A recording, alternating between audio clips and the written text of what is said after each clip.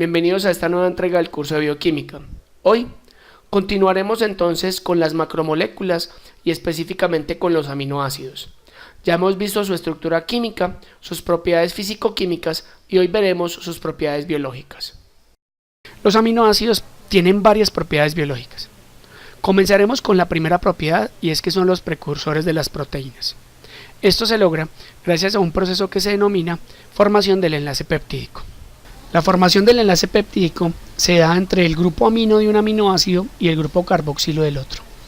Vemos cómo el oxígeno del carboxilo interactúa con los hidrógenos del amino y los jala hacia sí, generando la formación de una redistribución de los electrones para liberar una molécula de agua. Esta molécula de agua se va y el carbocatión que se forma junto con el nitrógeno de carga negativa interactúan entre sí para reformar y repotenciar un enlace que se denomina el enlace peptídico.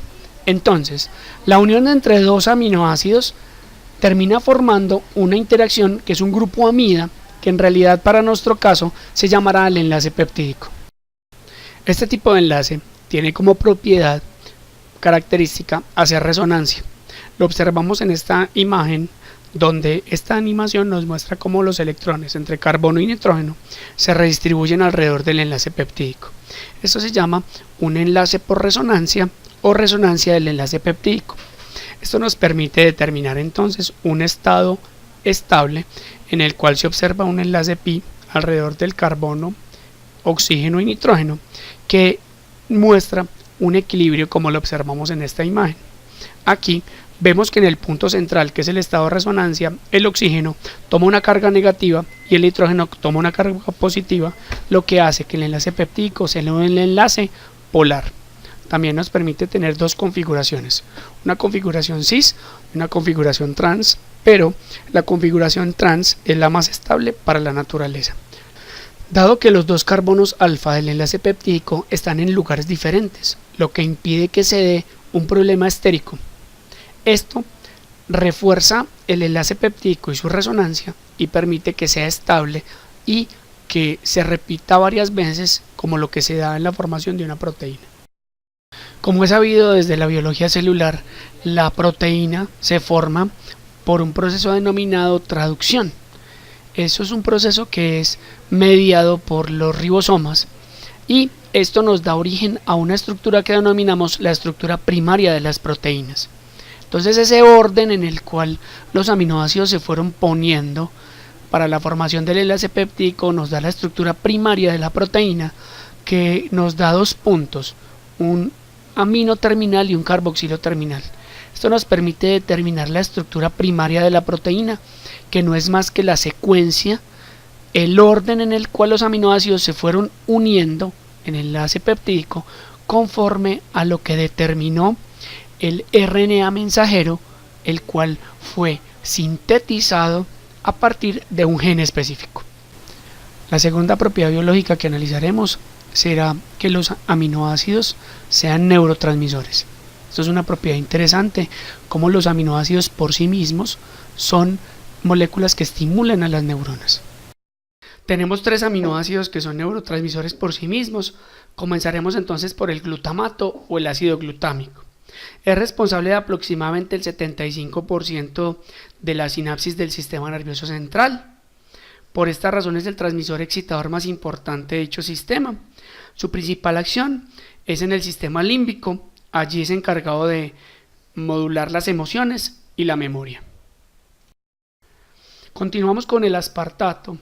Este aminoácido, también conocido como ácido aspartico, es un aminoácido secretado por las neuronas del sistema límbico. Es un neurotransmisor excitador del sistema nervioso central.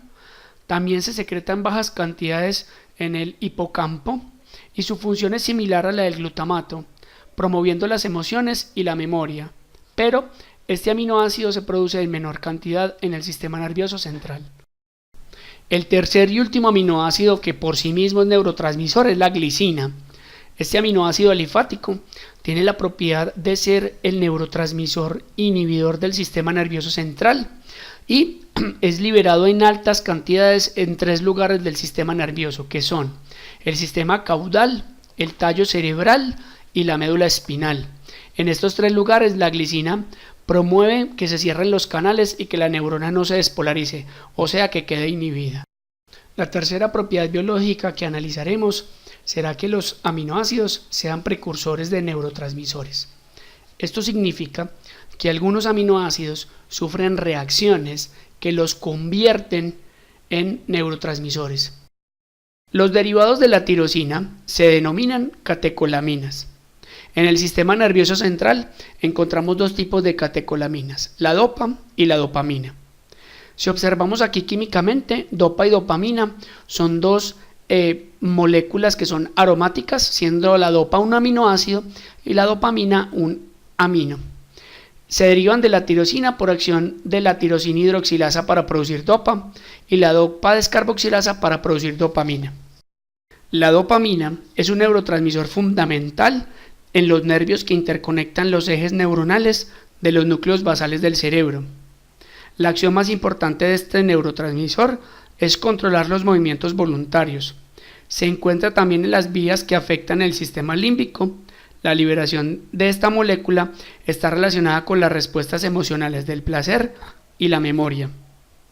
Además de ser un neurotransmisor importante en el sistema límbico, es el precursor bioquímico para la liberación de la noradrenalina.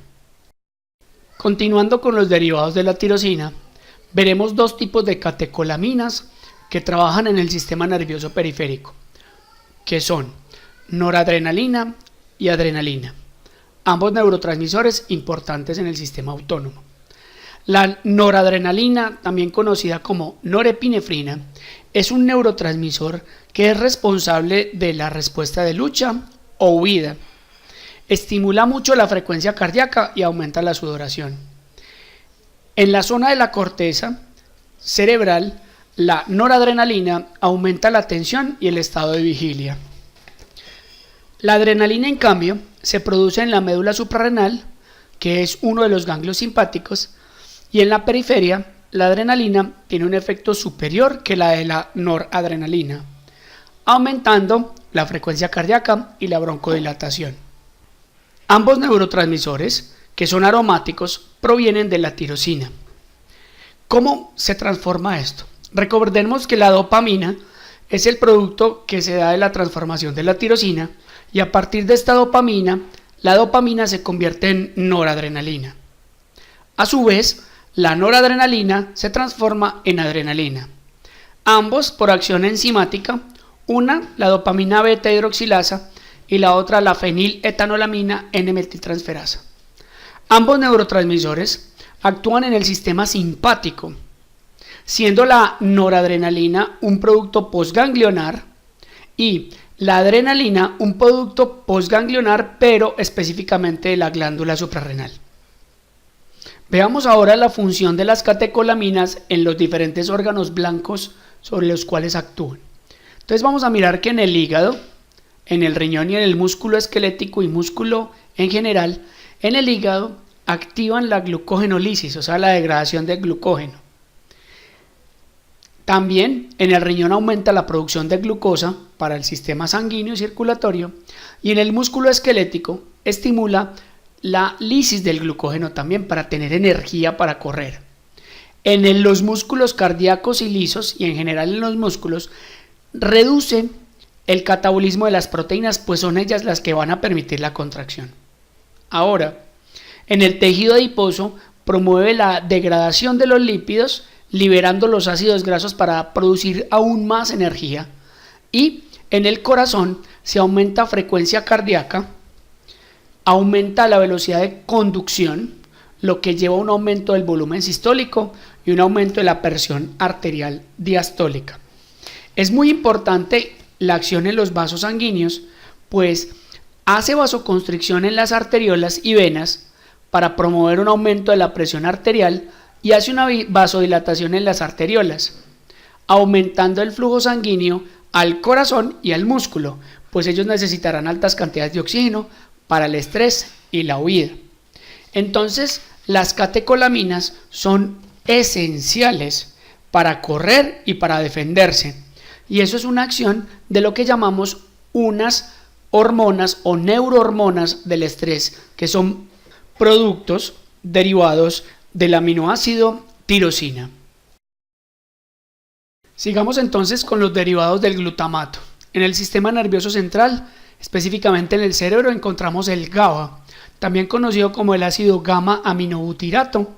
Es un neurotransmisor inhibidor más importante y exclusivo del cerebro, y esta molécula es sintetizada a partir del glutamato por acción de la enzima glutamato descarboxilasa. Entre el 20 y el 40% de las sinapsis cerebrales son moduladas por el receptor GABA. Continuamos entonces con los derivados de la histidina. Específicamente en el sistema nervioso central y en el cerebro se llama la histamina. La histamina tiene dos características: una, que puede ser neurotransmisor, y la otra es que es una molécula proinflamatoria. Vamos a hablar en este momento como molécula del sistema nervioso. En el tejido nervioso su concentración es reducida, dado que el número de neuronas que secretan histamina es muy baja. La histamina interviene en la liberación de hormonas hipofisiarias, esa es su función, y esas hormonas son liberadas en el estado de vigilia y durante la ingestión de alimentos. La histamina es un derivado del aminoácido histidina que se da por acción de la enzima histidina descarboxilasa. Para terminar con los neurotransmisores derivados de aminoácidos, veremos por último la serotonina, un derivado del triptófano. Las neuronas que son consideradas serotoninérgicas están en el sistema nervioso central, específicamente en los núcleos de Raphe y en el tronco encefálico. Estas neuronas presentan mayor actividad cuando el sujeto está despierto y una baja actividad cuando el sujeto duerme. En el sistema nervioso central, la serotonina controla la capacidad de respuesta de las neuronas motoras en la médula espinal. Además, interviene en comportamientos vegetativos, como son la alimentación, la conducta sexual y el control de la temperatura. Y también se ha descubierto que es la principal molécula moduladora de los estímulos dolorosos. La serotonina se obtiene por transformación del triptófano en 5-hidroxitriptófano por acción de la triptófano hidroxilasa y la conversión del 5-hidroxitriptófano en 5-hidroxitriptamina por acción de la dopa descarboxilasa. La 5-hidroxitriptamina es la misma serotonina. Continuando con las propiedades biológicas de los aminoácidos, pasaremos entonces a revisar qué aminoácidos son precursores de hormonas. La glándula que convierte un aminoácido en una hormona es la glándula de la tiroides. Esta glándula tiene la capacidad de convertir el aminoácido tirosina en una hormona llamada triyodotirosina o tetrayodotirosina. La tirosina se transforma en tetrayodotirosina cuando dos moléculas de tirosina se unen a 4 átomos de yodo. También es posible que dos moléculas de tirosina se unan a 3 átomos de yodo para dar origen a la hormona triyodotirosina. Tetrayodotirosina y triyodotirosina son las dos hormonas producidas por la tiroides, que es una hormona responsable del metabolismo basal del cuerpo, así como es la responsable de estimular la síntesis de la bomba sodio-potasio ATPasa, aumentar la temperatura corporal, estimular la síntesis proteica, aumentar el uso de glucosa y ácidos grasos para producir energía, estimular la lipólisis, potenciar las catecolaminas y regular el desarrollo y crecimiento de huesos y tejido nervioso. La cuarta y última propiedad biológica que analizaremos de los aminoácidos es que sean precursores de cofactores. El primer caso que vamos a ver es que la lisina, que en esta imagen la vemos como trimetillisina, se convierte bajo una serie de reacciones en una molécula que se denomina carnitina. Esta molécula es muy importante para las eucariotas, dado que es la responsable de la entrada de los lípidos, específicamente de los ácidos grasos, a la matriz mitocondrial. Este proceso se llama la lanzadera de carnitina. Lo vemos en esta imagen como la carnitina sirve como cofactor de transporte para la entrada de grasas a la matriz mitocondrial. El segundo aminoácido que puede producir cofactores es la metionina. Este aminoácido se une con el ATP y forma la S-adenosilmetionina, más conocido como SAM. Esta molécula tiene la capacidad de transferir grupos metilo en diferentes reacciones. transformándose en la S-adenosil-homoserina. El SAM es muy importante para la síntesis de transferencia del grupo metilo. Es necesario para el crecimiento y reparación celular. Es un cosustrato en la biosíntesis de hormonas. También es un neurotransmisor para la biosíntesis de dopa y dopamina y serotonina. Y también la adición de grupos metilo en los procesos de formación del RNA mensajero. Bien, hemos revisado en este video todo lo que tiene que ver con las propiedades biológicas de los aminoácidos. Y hasta aquí hemos terminado esta entrega. Nos veremos en próximos videos. Hasta pronto.